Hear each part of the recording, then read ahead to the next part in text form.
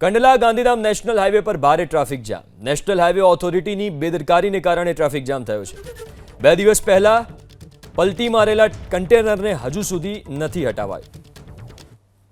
હનુમાન મંદિર પાસે ખાડાના કારણે 3 વાહનો પલટી ગયા હતા। કન્ટેનર ન હટાવતા નેશનલ હાઈવે પર લાંબો ટ્રાફિક જામ કલાકોથી વાહન ચાલકો ટ્રાફિક જામમાં અટવાયા છે।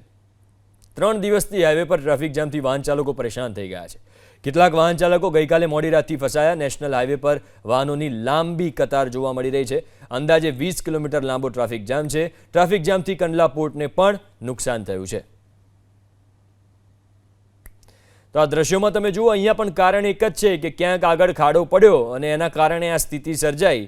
લાંબી વાહનોની કતારો જોવા મળી રહી છે। સતત 3 દિવસથી ગાંધીધામ કંડલા હાઈવે જે છે એકદમ બ્લોક જે છે તે જોવા મળી રહ્યો છે।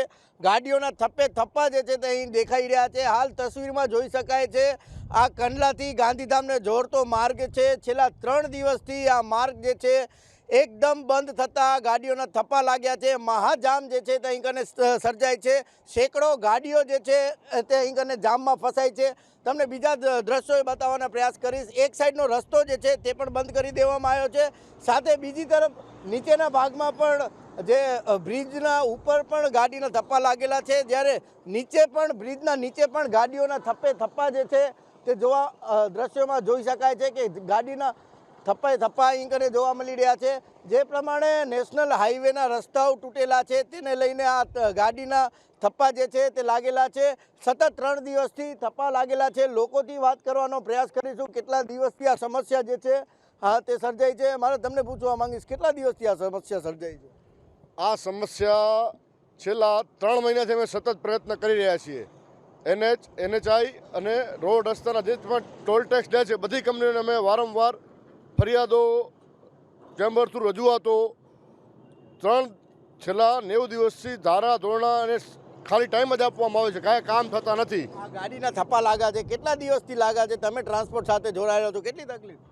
આ થપ્પા અતિવૃષ્ટિ થઈ ત્યારથી તો રોજે રોજ ટ્રાફિક જામ થાય। છેલ્લા 5 દિવસથી આખા કચ્છમાં કાંઈ પણ ગાડી નીકળે, આપણી ગાડીઓ બધી 2-5 કલાક સુધી અહીંયાથી 50 કિલોમીટર કાપતા થાય છે ગાડીઓના આજના સમયમાં। અને આજ સવારથી ને 8 વાગ્યાથી સવારના લઈ વરસાણાથી કરી અને કંડલા પોર્ટ સુધી ટોટલ બધા રોડ જામ છે આજ સવારથી। ચોક્કસથી તો તસવીરોમાં પણ જોઈ શકાય છે એક સાઈડનો રસ્તો જે છે નેશનલ હાઈવેનો એક રસ્તો છે, એક સાઈડનો એ બંધ કરી દેવામાં આવ્યો છે। તમામ ગાડી જે છે તે અહીંથી રોંગ સાઈડથી ગાડીઓ પસાર થઈ રહી છે। તમને બીજા દ્રશ્યો બતાવીશ, ગાડી રોંગ સાઈડથી પણ અહીંથી પસાર કરવામાં આવી રહી છે। મહત્ત્વની વાત એ છે કે ગાંધીધામ ટ્રાન્સપોર્ટેશન સાથે જોડાયેલા જેટલા ટ્રાન્સપોર્ટ ઉદ્યોગ સાથે જોડાયેલા જેટલા ટ્રાન્સપોર્ટરો છે તે પણ નેશનલ હાઈવેના ખાડાને લઈને લડત ચલાવી રહ્યા છે। નો ટોલ નો રોડની મુહિમ જે છે તેઓ ચલાવી રહ્યા છે। ત્યારે આ પરિસ્થિતિ સર્જાઈ છે જેને લઈને કંડલા અને મુન્દ્રા પોર્ટને મોટી નુકસાની જે છે તે થઈ શકે છે। હર્ષદ ઠાकुर, ABP अस्मिता, गांधीधाम। JSW कंपनी से निकले हैं, कंडला जाना है। रात 2 बजे से हम जाम में ट्रैफिक में फंसे हुए हैं। कितनी लंबी ट्रैफिक जाम है? पूरा सॉरी तो पूरा गांधीधाम पार कर गया है, पूरा इधर कंडला गांधीधाम। कितनी समस्या हो रही है? बहुत समस्या है, खाने पीने का, पानी का ट्रैफिक में। हाँ, रात 2 बजे से। की तरफ से कुछ प्रशासन तो नहीं आया हमारे पास अभी। हम लोग ये कोस्टा खाली करने जा रहे हैं, एयरपोर्ट आ रहे हैं कांडला। कब से फंसे हो ट्रैफिक में? हम लोग रात 2 बजे से फंसे हैं।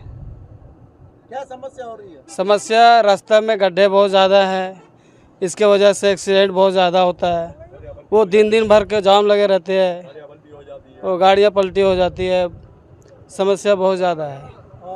कंडला जा रहे हो, कितनी समस्या पड़ी रास्ता काटने में? वो बहुत समस्या पड़ा, 2-3 दिन लगा। वो जाम में जगह पर जाम में फंसे। अभी गांधीधाम आके तुम फंसे हो, कब से फंसे हो, क्या कहेंगे? वो मैं रात से फंसा हूँ, 2 बजे रात से। खाने पीने में बहुत दिक्कत है।